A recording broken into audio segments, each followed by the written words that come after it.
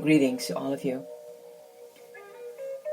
my dear sisters and brothers, and my dear friends. You are all welcome to listen to another evening with God. And this is Reverend Yeti. Today I'm going to talk about the tides of love.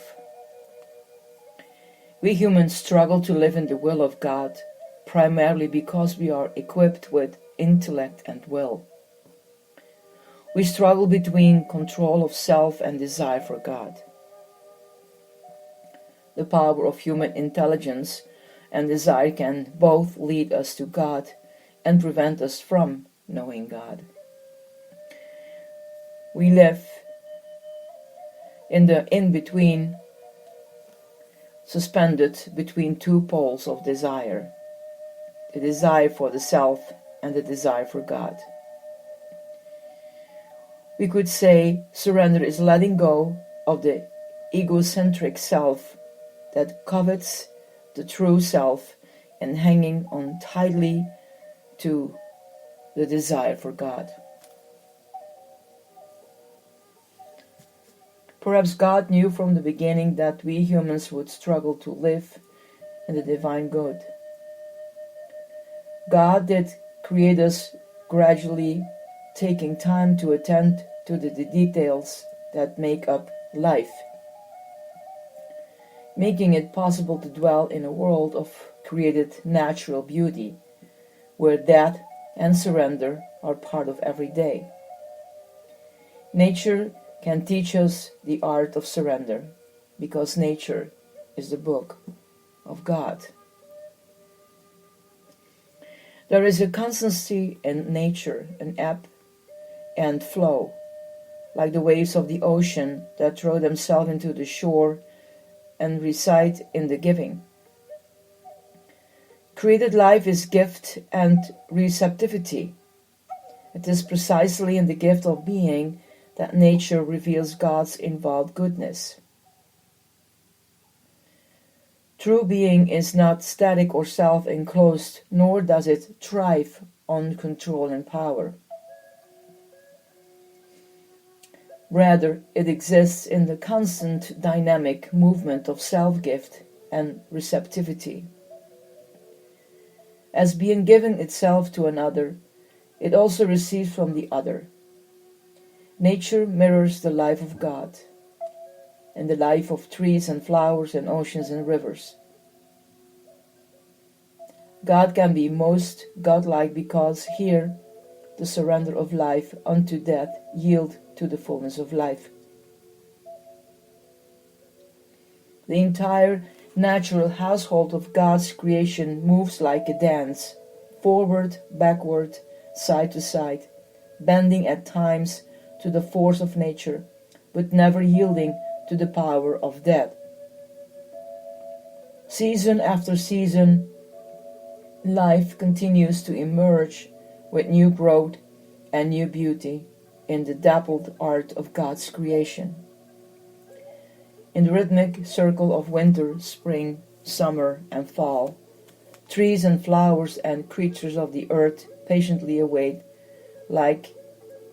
life and new life, as God surrenders himself in love and life unfolds. The world of nature is most godlike because God can express divine love without manipulation or control.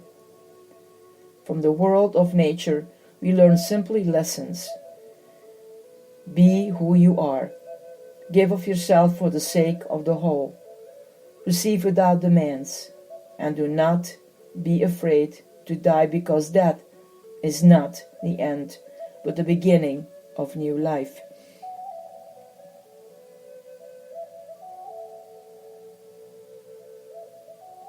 Give, and it shall be given to you, an abundance of overflowing life. Leaves from your life will fall, and sometimes you will be crushed underfoot. But if you remain open to God, who constantly surrenders to you in love, life will be yours.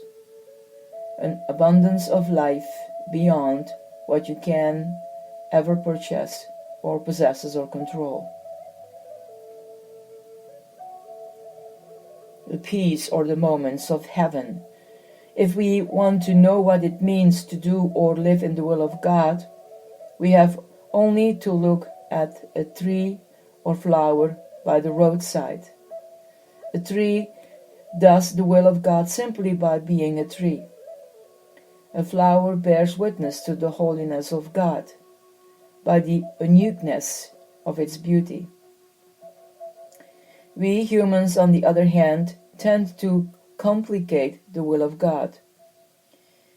We make it into a problem to be solved, a riddle of divine human relations, an impossible task to achieve. We have such a difficult time being ourselves, seldom knowing what this means, or accepting ourselves because we always want to be someone else. That we would find life as a tree or a flower too difficult for any length of time. We cannot stand still for 2 minutes without wanting to be something else, or needing something else, or preoccupied in thoughts other than the present moment of awareness of our being. Human life depends on moments, on movements. Life changes, vacillates, progresses, or regresses depending on our choices. Because humans have so many options from which to choose. We have more difficulties living with an awareness of the will of God, or rather to live in the surrender of divine love. If we could be still for 2 minutes in the surrender of the moment, we might know, or better might live in the will of God. A Jewish tale recounts the story of a young man who sought a famous rabbi to ask about the way to God.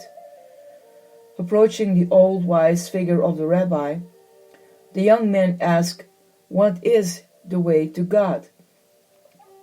The rabbi looked up from his work and answered, "There is no way to God, for God is not other than here and now.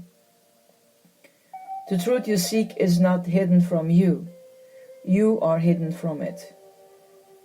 Our search for God's will is in some way the search for our true being. It is not that God hides from us. It is that we hide from ourselves. The less we can face ourselves, the less we can find God, and the more difficult it is to know the will of God. To live in our own skin, in the unique being that we are created to be, is to live in the will of God. Nothing further is needed. Living in the will of God is the true meaning of heaven. And heaven is not a place but a relationship of love. It is not a future reward for a good earthly life. Rather, it is the other side of earthly life when we surrender in love to God. The person who has made a place within his or her heart for God to dwell, who lives in openness and receptively, who has let go of the reins of control and power, such a person may experience heaven here and now. The momentary experience of abundant peace or joy or goodness is a taste of heaven, where love within the human heart is set in order like a homecoming for one's beloved, where light shines brilliantly even if it seems dark to others, and where, for a moment, every being is allowed to be itself, and, in being itself, an overflow of love is revealed. Heaven is an indwelling in love, and it begins now, when we remove the blinders and barriers that prevent us from accepting a God of humble love into our lives and surrendering ourselves in the arms of the one we desire. Let me give some reflection questions. What is the primary force in my life? God or my self needs, my selfish needs? What do I find difficult about trust? Am I willing to surrender to God, and how does that influence my daily life? What do I hold on to in my relationship with God and others? Am I a person of power, and how do I use power?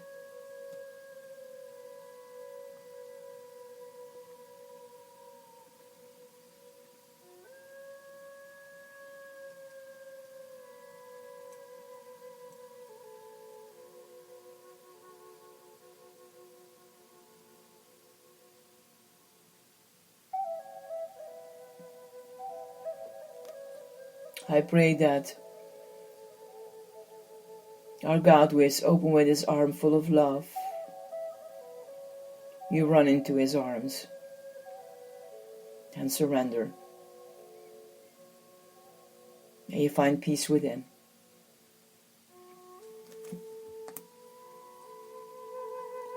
Bye.